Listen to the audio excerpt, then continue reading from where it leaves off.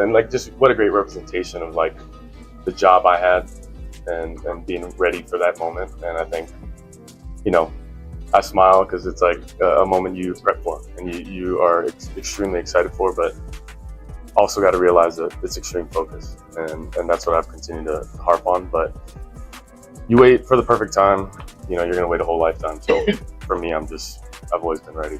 In the locker room of the Browns, something just broke. At one point, Shedeur Sanders was getting ready for what everyone believed would be his big break. The next, Dillon Gabriel entered, stealing the show with a smile that could light up a scandal. Kevin, the coach Stefanski, switched quarterbacks, but he did more than that. He set a bomb off. Additionally, the NFL has stopped discussing touchdowns. It is discussing time, treachery, and a rivalry that is already becoming personal. Because the man who everyone assumed would be the next in line was really played. It all began when the quarterback room of the Browns was transformed into a reality show. Everyone's favorite veteran, Joe Flacco, was clinging to the starting position like a relic from the museum exhibit. Shedeur Sanders was expected to be the next person in line. Fans were eager to see the franchise's successor bring Cleveland back to life. The headline, "The Sanders Era Begins," had already been penned by the media. Kevin Stefanski, however, had other ideas. The man glanced, looking at his depth chart, observing the city that was humming with excitement, and essentially saying, "Let's shake this up a bit." The tone was immediately set when Dillon Gabriel, the transfer that no one had on their bingo card, strode in. I'm telling you right now, I find it funny too, Dillon, that every time you gotta speak and you get one up on Shedeur, you always gotta take a shot. Now look, you can take it however you want to take it. You can say, oh, he ain't talking about Shedeur. But look, this is my channel, this is my opinion, this is what I'm talking about, and he definitely taking a shot at Shedeur. Because everybody posting, you wait for the perfect time, knowing well Shedeur Sanders got a song called Perfect Time. You wait for the perfect time, you're going to be waiting your whole life. Think about that now. Think about that now. Dillon Gabriel had to choose perfect time and then wait your whole life. In just a few days, everything was different. The interviews, the body language, and the practice snaps. Gabriel seemed to have spent his entire life trying out for this moment. Fans waited for Shedeur to emerge from that locker room as quarterback one when Flacco eventually resigned. Rather, Gabriel smiled, relaxed, and prepared to stir the pot. It was a gut punch of an announcement. Instantly, social media exploded. Memes, anger, and tweets threads everywhere. What caused Shedeur to be ignored once more? Stefanski has gone insane. Despite the city's desire for answers, all they received was a news conference and a grin. The man who was going to make all the difference smirked. To become the starter, to play for the Browns, to get an opportunity, to show what he can do. We've been waiting this whole time. What Shedeur still doing? Waiting. What Shedeur's song is? Perfect timing. Out of all the words in the English dictionary, Dillon Gabriel had to use perfect timing. This how you could have changed it. Because I don't want to hear none of these trolls in the comments talking about, well, he ain't talking about Shedeur. See? Nah, shut up. You wait for the right moment. If you wait for the right moment, you're going to be waiting your whole life. Dillon Gabriel wasn't merely appreciative of the chance, and that's when the situation really began to heat up. More than anyone else, he was eager to establish his place there. His initial method was to take a shot that felt too intimate to be a coincidence. It only occurred in one interview. A reporter asked Dillon Gabriel a straightforward question concerning opportunity, time, and preparedness just after he was appointed quarterback. Taking it one game at a time, most players respond to this type of inquiry with the typical platitudes, having faith in the safe stuff. The procedure, you know, not Gabriel, though. With a sly smile, he leaned close and said something that shocked the fanbase. You will be waiting for the ideal moment for the rest of your life. Now, unless you recall one minor fact that might seem innocuous. Perfect Timing is a song by Shedeur Sanders. What might have been a casual remark suddenly became a pointed sarcasm that was heard throughout the league. The internet went haywire in a matter of minutes. Interview snippets proliferated more quickly than wildfire. Through tweets like "Ain't no way he said that by accident," fans began to make connections. Taking shots at Shedeur again? Come on, man. Check it out. Today it was announced that Dillon Gabriel will be QB1. So, of course, he got interviewed by the media. And here's a clip of it that's going viral. And it seems like he took a shot at Shedeur Sanders. Now, just in case you missed it at the end, he said, you wait for the perfect time you're going to wait a whole lifetime. We all know that Shedeur Sanders has a song called Perfect Timing. And I even said, hold on, maybe I'm tripping. But then I looked at the comments and they think the same thing. Somebody saying, weak ass sneak dissing. We will see about you. Is that not a shot at Shedeur? He literally has a song called Perfect Timing. This is the second time he's thrown a shot at his own teammate on camera. This kid is an effing clown. The irony was too obvious for even the most impartial analysts to overlook. Gabriel had just entered Shedeur's home, kicked off his shoes, and sat down at the table to have dinner. Best of all, he was fully aware of what he was doing. That smile, that composed delivery, the thoughtful pause before speaking. It seemed purposeful, as if he wanted everyone to understand that, yeah, I'm talking about him. The Browns players acted as though nothing was wrong inside the stadium. Dot occurred, but the tension was palpable. The energy was strange, and the air seemed heavy. Coworkers were looking between the two, even during drills, as if they were watching the opening credits of a movie that they knew would blow up. Later, Shedeur remained silent. There was silence, no words, no tweets, not even a repost. And for some reason, that stillness was more powerful than Gabriel's words. Because it wasn't about who QB1 was at that time. It had to do with time, pride, and football's one unwritten rule. The guy everyone knows is next in line is not someone you poke. Move to start Dillon Gabriel this week over Joe Flacco. This is not a shock to me in its entirety, and I'll tell you why. Before the season started, I predicted this would happen. I said that the Flacco enterprise would go 0-4, they went 1-3, and then starting in week 5, Shedeur Sanders would come in against the Vikings. Now, I say I'm not entirely shocked because I'm going to give myself half credit. I called half of this correct. Where I went wrong was assuming that Shedeur Sanders was going to be QB2. This was before we knew about his status as the backup. It would sound like 1,000 whispered talks mingled with uneasy laughing if the walls at that Browns facility could speak. Everyone knew the atmosphere had shifted, but no one wanted to say it out loud. Prior to the according to Gabriel, the team had rhythm, with players making jokes during warm-ups, coaches grinning, and music blaring from the speakers in the locker rooms. However, everything became silent as soon as that video appeared on social media. Jokes ceased in the middle of their sentences. Eyes began to dart, and you could practically hear the air was pierced by the sound of side eyeballs. Despite their best efforts, reporters were unable to conceal the anxiety during the practice interviews. Gabriel was questioned if he had noticed the online fan reactions. "I don't pay attention to that stuff," he continued, flashing the same half smile. "I only concentrate on winning," which naturally caused everyone to focus even more. In a lifetime. I like that. Because when you get your moments and your opportunities, sometimes the ideal situation is never perfect. It's never perfect.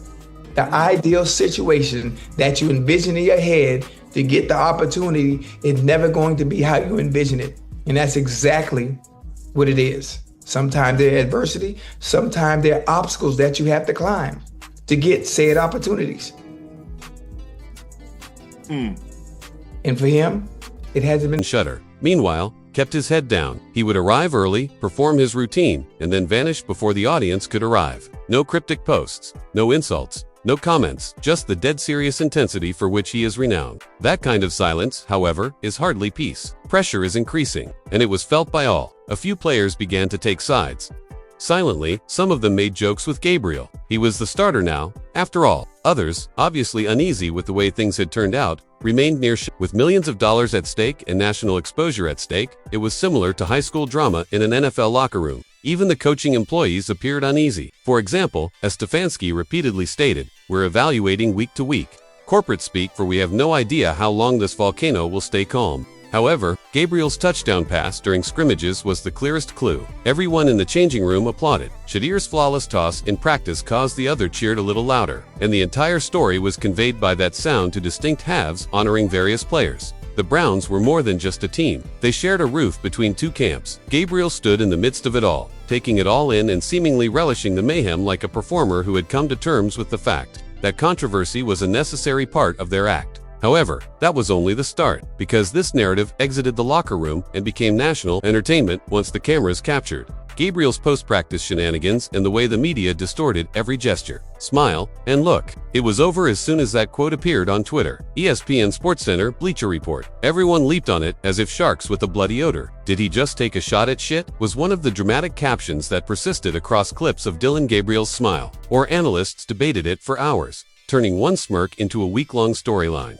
All of a sudden, Football was no longer at issue. It was about who was in the spotlight, attitude, and respect. Like the Zapper movie, podcasts were breaking up Gabriel's interview. Each blink, pause, and small smile was captured and examined frame by frame. Do you see that? That's not confidence, one host remarked. That's arrogance. One more shot back. Not at all. That's swagger. That's what this group requires. Social media, meanwhile, was a wildfire. Gabriel was defended by half of the crowd, who referred to him as the underdog who finally got a chance. Half of them were prepared to riot. TikTok was inundated with memes of Shedeur's expressionless gaze. In just a few hours, tweets that compared him to a Netflix character planning retaliation had 1 million views. It wasn't helped by the media either. Each news conference turned into a setup. Reporters wanted to avoid talking about football. Fuel for the plot was what they wanted. Have you had a conversation with Shedeur since the announcement? Dillon, do you believe that your timing remark was misinterpreted? He would laugh, shrug, and provide replies that were just ambiguous enough to leave everyone wondering. Even his attempts to steer clear of controversy backfired. Gabriel grinned once more as a reporter asked him for advice on young quarterbacks. Just take your shot when it's yours.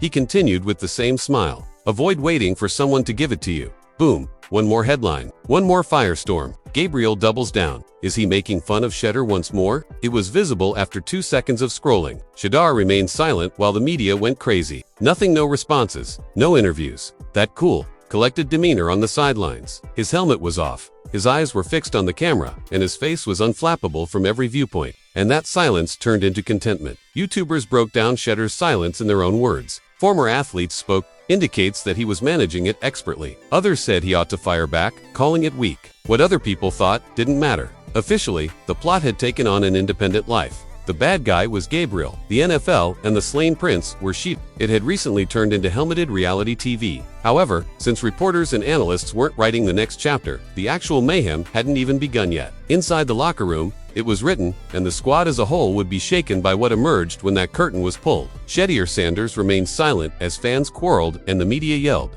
Not a nothing that could be turned into a headline, not a quote, not even a glance. And no answer could ever fully convey the impact of that stillness. It was palpable in the air. The kind of silence that conveys calculation rather than defeat. Wasn't pouting. He was learning. Every statement Gabriel made, every viral video, and every headline that elevated him to the status of yesterday's news. He waited while he saw everything happen. In a society that is fixated on emotions, his greatest move was to do nothing. Journalists pleaded for a soundbite. He was stopped during practice by cameras. However, each time they attempted to elicit a response from him, all they received was the same serene gaze, one that seemed more like it was meant to remind them of this particular moment than it was one of hurt, and it was immediately noticed by fans. The following tweets began to appear. Shedeur's silence feels dangerous. He's cooking something is one example of a TikTok caption. I sense it. Even the other players were saying that they had never seen him so calm, which unnerved them. Gabriel, meanwhile, was out there conducting interviews, having a good time, and celebrating excessively. Every smile and post-game remark just strengthened Shedeur's silence, because Shedeur was allowing the spotlight to burn itself out while Gabriel was sucking it up. It is the game's oldest trick. Let everyone else talk themselves into anarchy by being silent. The mythology is created for you by the fans. And that's precisely what was taking place. Shedeur didn't talk every day. He became more mysterious. He was no longer viewed as the benched quarterback. Instead, he was viewed as the quiet storm who, when the time came, would completely change the course of events. Because everyone knows this in their hearts. It never ends when a Sanders stops talking. It's the quiet before a great event. And that big thing was approaching quickly, because Gabriel did more than simply win the game the next week. He gave a performance as though it were intimate, and the whole crowd gasped when he performed what he did after winning. The following Sunday, Dillon Gabriel ran onto the field as if he had been waiting all of his life for this opportunity. No hesitancy, no jitters, just unadulterated swagger. He had it from the first picture. It seemed as though the cosmos had decided that he was the star and everyone else was just background noise because of his flawless timing, sharp passes, and complete authority. Each and every for me. Touchdown was a message. Every festivity appeared to be a declaration. Gabriel also avoided discussing the squad, the supporters, or even the victory when reporters flooded him with questions after the final whistle. I've been ready, he said with a sly smile. You just have to take a chance sometimes. The audience went crazy. Have to take a chance sometimes. The audience went crazy. While some booed, others cheered. Everyone spoke. Within minutes, the video became viral on social media. Gabriel went from being the stand-in to the main character overnight. Highlight clips, memes, and slow-motion montages of his smile were all trending on various platforms. People either wanted to see him fail or loved him magnificently. There was no compromise. The vibe changed once more in the dressing room. Like a rock star, Gabriel dapped up teammates, cracked jokes, and took in every camera flash as he strolled down the hallway. Not only was he playing football, but he was also doing it. As well as the assurance, it was hazardous and infectious because Shedeur's quiet reverberated more loudly each time he smiled for the cameras. The two began to be treated by fans like movie characters. The peaceful heir versus the arrogant upstart. Additionally, that dynamic was a marketing goldmine. Not even Esfensky was able to conceal it. Like a politician at a debate, he danced around questions during news conferences. He added swiftly, "We're proud of what Dillon's done.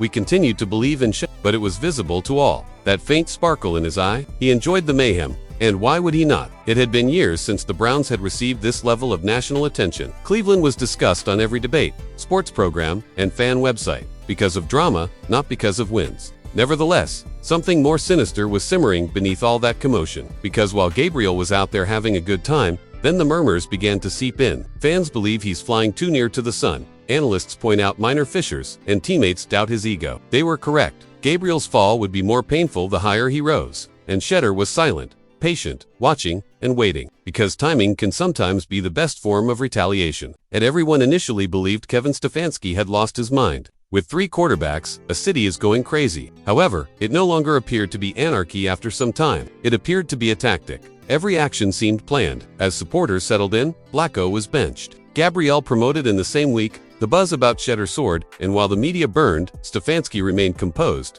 silent, and grinning behind the microphone. He was not putting an end to the drama. It was being fed by him. Each ambiguous statement, "We're evaluating competition makes us better," kept the headlines turning and both quarterbacks in a difficult situation. The coach was playing both sides, whispering to Gabriel inside the dressing room, "Keep proving them wrong.